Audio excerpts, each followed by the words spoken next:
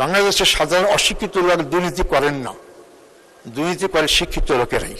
Budget বাস্তবায়নের ক্ষেত্রে আমরা বিগত 54 বছর দেখেছি, যত সুন্দর কথা ফুলঝুরি হোক না কেন, যত বড় বাজেট হোক না কেন, সবচেয়ে বড় সমস্যা দুর্নীতি, দুর্নীতি এবং দুর্নীতি।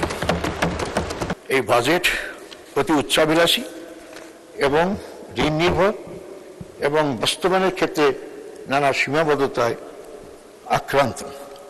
অনেকে যারা এখানে সরকারি দলের এমপি আছেন তারা আপত্তি তুলতে পারেন, ইতিমধ্যে আপত্তি তুলেছেন। আমার এই কথা অসত্য প্রমাণিত হোক, 1 বছর বাজেট বাস্তবায়নের মাধ্যমে প্রমাণ করার দায়িত্ব আপনাদের। যদি আপনারা প্রমাণ করতে পারেন 1 বছর কর্মকাণ্ডের মাধ্যমে যে উচ্চাভিলাষী না, এটা নির্ভর না এবং বাস্তবায়ন যোগ্য, আমরা আপনাদেরকে স্বাগত জানাবো ইনশাআল্লাহ। মাননীয় স্পিকার, আজকে বাংলাদেশ জামাত ইসলামী শুধু আওয়ামী লীগের দ্বারাই নির্যাতিত হয়নি। এই সংসদে আমরা বিরোধী দলের ভূমিকা পালন করছি। আমরা বিরোধী খাতে বিরোধী করেছি, আমার জানার মতে আমার দলের সংসদের সদস্যরা এ জাতীয় কোনো কথা বলেননি।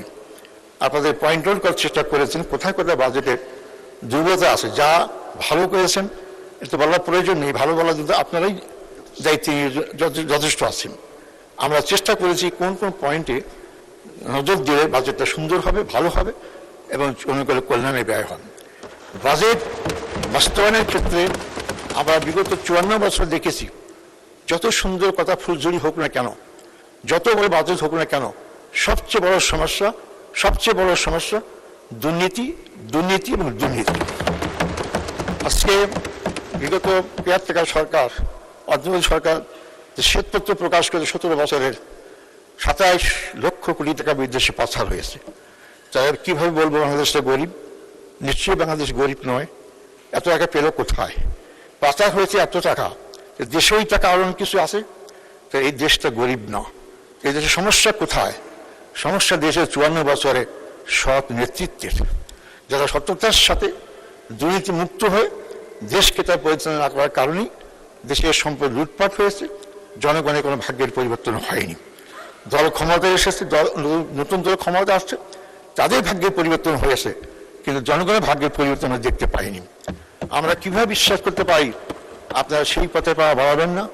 অতীত ইতিহাসকে আমাদের স্মরণ করে দেয় যে আমরা দেখেছি যে সরকারি আমলই হোক না কেন 5 বার দুর্নীতি চ্যাম্পিয়ন হয়েছি।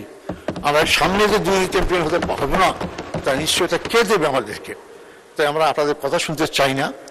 ভাষার কথামালা দিয়ে আপনাদের আকৃষ্ট করবেন না, কাজের মাধ্যমে প্রমাণ করুন আপনার দুর্নীতি মুক্ত হয়ে এই বাজেটটাকে অক্ষর হয়ে পালন করার চেষ্টা করবেন। আমি মনে করি আজকে 348 জন এমপি একযোগে যদি আমরা শপথ বাক্য করি 1টি টাকার দুর্নীতি আমরা করব না, তাই দুর্নীতি বাংলাদেশ থেকে উৎখাত হবে ইনশাআল্লাহ। আমাদের মনে রাখতে হবে বাংলাদেশের সাধারণ অশিক্ষিত লোক দুর্নীতি করেন না, দুর্নীতি করে শিক্ষিত লোকেরাই। কারণ তারা বিভিন্ন পদে দায়িত্ব পালন করে থাকেন। কেন শিক্ষিত লোকেরা শিক্ষিত হবে দুর্নীতি করেন? তার প্রধানত কারণ আমরা অনেক কিছুই করেছি, উন্নয়ন করেছি, কিন্তু মানুষের মনোজগতের উন্নয়নের জন্য, চারিত্রিক উন্নয়নের জন্য শিক্ষা ব্যবস্থার মধ্যে কোনো আমূল পরিবর্তন করি নাই। শিক্ষামন্ত্রী অনেক সুন্দর সুন্দর কথা বলেছেন, কিন্তু এই লোকগুলোকে ভালো করার জন্য, সৎ করার জন্য দিনী শিক্ষা ছাড়া, ধর্মীয় শিক্ষা ছাড়া কোনো দেশে কোনোভাবে সৎ লোক তৈরি করা সম্ভব হয় না। আইন দিয়ে লোক সৎ করা যায় না। বেশি আমাদের মতো তৃতীয় বিশ্বের দেশগুলোতে আইনের ফাঁক ফোকর দিয়ে অনেকে বেরিয়ে আসতে পারে। মামা খাও টাকার জোরে আইন নিজে কেনা যায়। আর এখানে যদি আমরা দিন শিক্ষা, নৈতিকতা শিক্ষার প্রথম এখন থেকে না করি, আমাদের ভবিষ্যৎ প্রজন্ম আরও ক্ষতির দিকে, যেটা আমাদেরকে তার কোনো সময় ক্ষমা করবে না।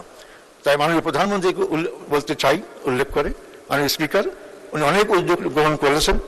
আমি অনুরোধ করব যারা বাংলাদেশের আগামী প্রজন্ম, আমাদের যে তরুণ যারা আজকে লেখাপড়া করার স্কুল কলেজ বিশ্ববিদ্যালয়ে যাচ্ছেন, তাদের অন্য অনেক শিক্ষার পাশাপাশি নৈতিক শিক্ষা, ধর্মীয় শিক্ষার দিকে আপনারা জোর দিন। ইনশাআল্লাহ বাংলাদেশ সম্ভাবনার দেশ, এই বাংলাদেশ সম্পদের দেশ। এই সম্পদ সম্ভাবনা আগামী প্রজন্ম নৈতিক ধর্মীয় শিক্ষা এবং আধুনিক শিক্ষার সমন্বয়ে একটা সুন্দর আমাদের দেশ দুনিয়ার সামনে পেশ করতে পারবে ইনশাআল্লাহ।